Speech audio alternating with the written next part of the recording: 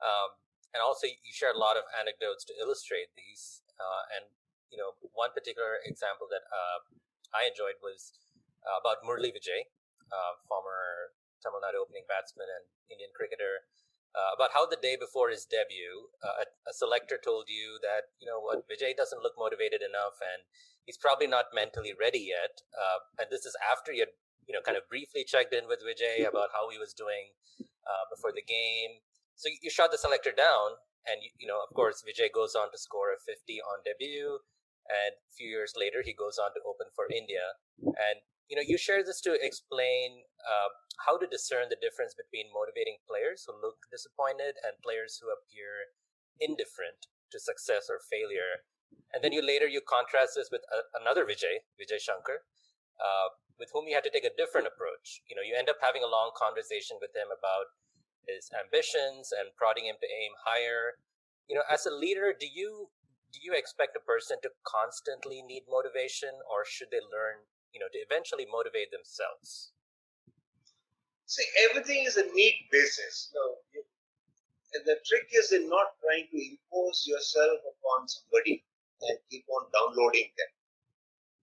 If somebody is not feeling comfortable or somebody is feeling a little bit anxious, and if he has the faith in you, he or she will come to you. They'll approach you and they'll ask you. And that's when it is going to have the maximum impact. Because the subject is keen to know. But if the subject is feeling comfortable, is not sort of anxious or doesn't need to be downloaded, now there's nothing that you can do. How much ever you go and tell, it's not going to register with the person. Right. So it's a simple dictum there is that unless you're asked, you don't start. For the simple reason that you're in a position to download things on people, don't do it. If they ask for it, do it. Otherwise, it's a waste of time for both parties. Well, I was trying to think, how does it apply to whenever I was reading anything in your book, I was trying to apply it in my own life, and just in my line of work. And I, for one, I'm not a person who needs constantly to be motivated by others. And I, for one, feel like that self-motivation needs to come from within. So I was just wondering if this is something that is exclusively in the field of sports, because I feel like sports persons, especially in India, like there's an amount of inbuilt insecurity because of the high competition for spots in the playing 11. But do you think it just applies to generally anywhere, and not just to sports? It does play on you in every aspect of life. You will have that insecurity because you will tend to see the kind of candidates that you are competing against or you are likely to be rivaling against. You will have that little bit of insecurity. You'll also try and compare yourself to see what he got or she got vis-a-vis you.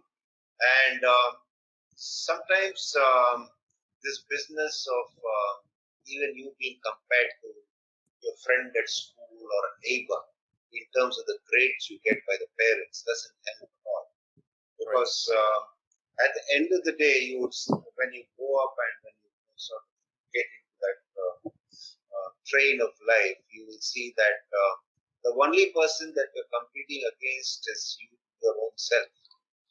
You're not competing really with the others, because at the end of the day, it's all about what it is that you are doing that you're capable of doing. Are you doing that is what is important.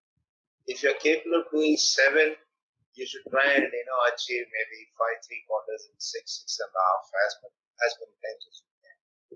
Yes, and then perhaps improve yourself to take it to 8 8.5.